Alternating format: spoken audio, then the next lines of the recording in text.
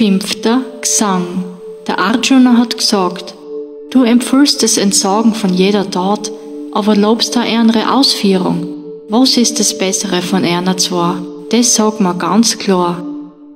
Der Ehrwürdige hat gesagt, das Entsagen und die Ausübung von der Tat, sie beide bringen dir das Heil. Aber höher wie die Entsagung wird die Ausführung von der Tat geschätzt.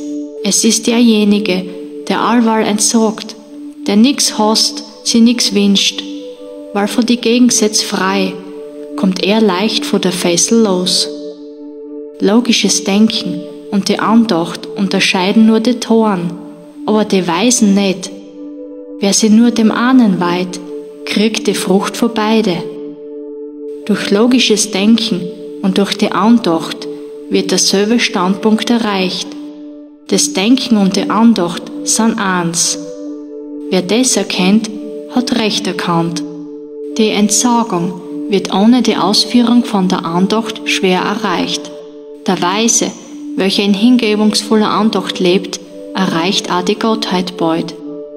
Wer in der Andacht lebt, wer ein reines Gewissen hat, wer den Geist und den Sinn ganz und gar zu bezähmen gelernt hat, wer sie eins sieht mit der Soll von alle Wesen, wird auch in seine Handlungen nicht befleckt.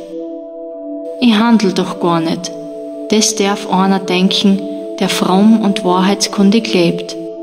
Aber auch sieht, hört, fühlt, riecht, ob er Essen tut, geht, atmet oder schlaft. Ob er redet, sie entleert, was er greift, die Augen öffnet oder schließt.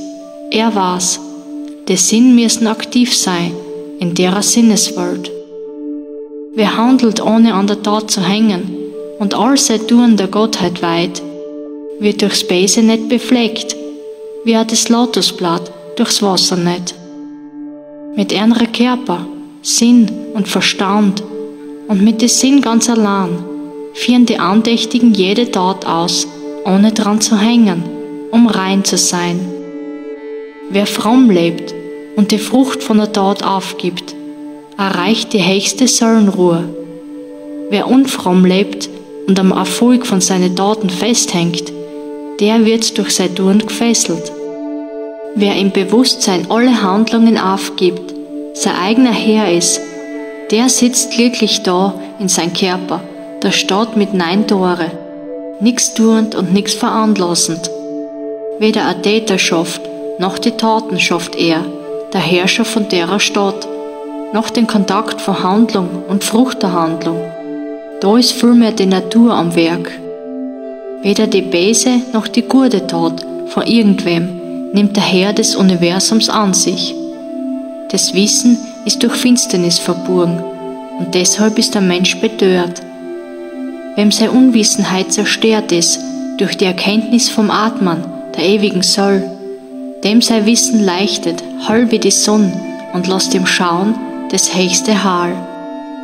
Das wissend und mit dem höchsten Wesensgleich, im höchsten ruhend, ihm vollkommen ergeben, schreitet man fort am Pfad der Vollkommenheit und kommt nicht wieder zurück, durchs Wissen befreit von aller Schuld. Ein frommer, weiser Priester, ein Elefant und ein Kur, ein Hundeesser selber, für den Weisen sind sie alle gleich. Die haben da den Himmel schon, die was ganz gleichmütig sind gestimmt, sinnlos und gleichmütig ist Brahman. Deshalb ruhen sie in Brahman. Er gefreut sich nicht über Schönes und erschreckt sie nicht vor Schierchem. Wer einen starken Geist hat, unbetört ist und Brahman kennt, ruht im Brahman. Wer nicht an der Außenwelt hängt, findet in sich selber das Glück. Wer voller Andacht nach Brahman strebt, erlangt das ewige Glück. Die Genüsse in der Außenwelt tragen in sich schon den Keim des Leids. Wie sie entstehen, so vergehen sie. Der Weise gefreut sich nicht daran. Wer, bevor er seinen Körper verlässt, den Drang, welcher aus Gier und Zorn entstanden ist, zu bezwingen gelernt hat, der Mensch existiert fromm und glücklich. Wer in sich selber glücklich und von innerem Licht erleichtert ist, der Fromme wird zum Brahman selber und wird im Brahman ganz aufgehen. Im Brahman gehen sie ganz auf, die Weisen, die was von den Sünden gereinigt sind, die sie beherrschen können, frei sind von allem Streit und sie am Glück von alle Wesen gefreien. Asketen, die was den Sinn bezähmt haben, vor Gier und Zorn sie ganz befreit haben, die was das Wesen vom Atmen kennen, die sind dem Aufgehen im Brahman nah.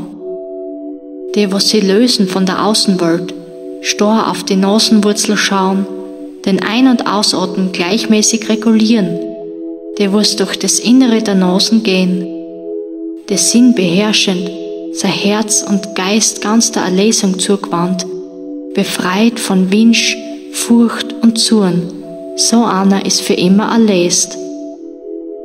Wer mich kennt als den Herrn von derer Welt, dem die Opfergaben und die Askesen gilt, der wahre Freund ist von alle Wesen, der gelangt zum Seelenfrieden.